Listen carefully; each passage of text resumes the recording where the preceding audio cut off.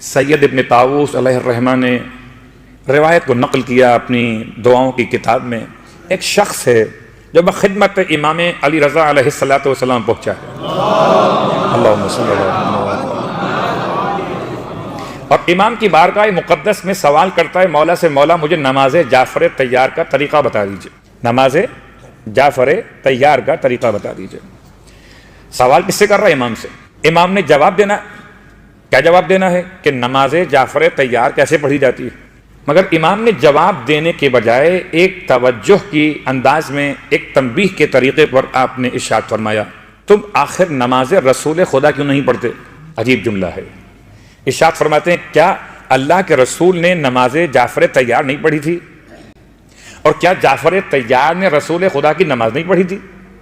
ایسا کیسے ہو سکتا ہے؟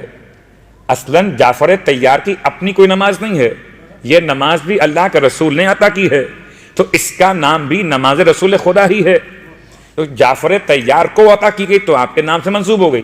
تو کیا نماز جعفر تیار جو تم پوچھ رہے ہو کیا اس نماز کو پیغمبر نے نہ پڑھا ہوگا؟ کیسے ممکن ہے؟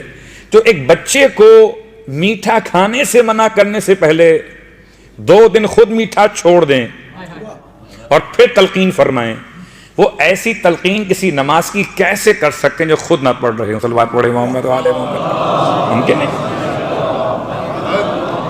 اور حضرت جعفر تیار کا مقام اتنا بلند کیسے ممکن ہے کہ رسول خدا کی نماز انہوں نے نہ پڑھی ہو؟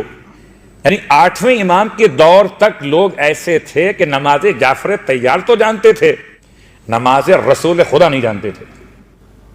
8ویں امام کے دور کی بات تو آج تو 12ویں امام کا دور ہے. اگر آج کوئی نماز جعفر تیار کو ڈھونڈ رہا ہو تو اس کے لیے یہ روایت واقعاً قابل توجہ ہے. کبھی زندگی میں، کبھی سال میں، کبھی مہینے میں، کبھی کوئی موقع ملے تو نماز رسول خدا پڑھیے. گرچہ یہ بہت مشہور نماز ہے لیکن اس لیے بیان کر رہا ہوں کہ شاید اس مجلس کی برکت سے کوئی ایک مومن یا مومنہ اپنی پوری زندگی میں اب تک اگر نہ پڑھی ہو تو کم از کم ایک مرتبہ رسول خدا کی نماز پڑھ لے. اس کی نماز ہم سب کی شفاعت کا باعث بن جائے گی. کوئی طریقہ ہو پیغمبر کو یاد، صلوات پڑھے محمد و آل محمد. امام فرماتے ہیں جب راوی نے پوچھا مولا بتائیے اچھا وہ نماز کون سی ہے، وہ نماز رسول خدا کون سی ہے؟ آپ فرماتے ہیں 2 رکعت نماز ہے. یہ نماز 2 رکعت ہے، اور 2 رکعت نماز میں سورتوں کی پابندی نہیں ہے. الحمد کے بعد کوئی ایک سورہ پڑھ لیجئے، اس کے بعد حالت قیام میں 15 مرتبہ سورہ مبارکہ انا انزلنا، حالت رکوع میں 15 مرتبہ سورہ انا انزلنا، حالت رکوع سے اٹھنے کے بعد جب کھڑے ہو جاتے تو 15 مرتبہ سورہ انا انزلنا. پہلے سجدے میں 15، پہلے سجدے کے بعد 15، دوسرے سجدے میں 15 اور دوسرے سجدے کے بعد 15. ہر ایک مقام پر 7 مقامات میں سے 15 مرتبہ سورہ مبارکہ انا انزلنا کی تلاوت، رکعت اول میں بھی اور رکعت دوم میں بھی. یہ دونوں رکعت ملا کر نماز مکمل ہو جائے گی. نماز کا نام ہوگا رسول خدا کی نماز. ویسے تو میں حیران ہوں کہ کیا جملہ کہوں. میں نے کل بھی ایک بات کہی تھی، ہر نماز رسول خدا ہی تو ہے. وہ نماز کہاں سے لائی ہے جو رسول خدا کے علاوہ؟ صلوات پڑھے محمد و آل محمد. ہر نماز. لیکن پھر وہی سوال آتا ہے کہ یہ بتائیں مولانا اس کے پڑھنے سے کیا ملے گا، اس کے پڑھنے سے ملے گا کیا؟ تو آئیے 2 جملے استعمال کی روایت میں، 2 باتیں اس نماز کی برکت کے طور پر ہیں.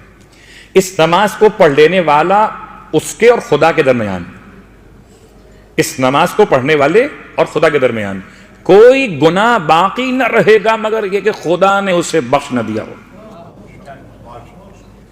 کوئی گناہ خدا اور بندے کے درمیان باقی نہ رہے گا مگر خدا نے اسے معاف کر دیا ہو.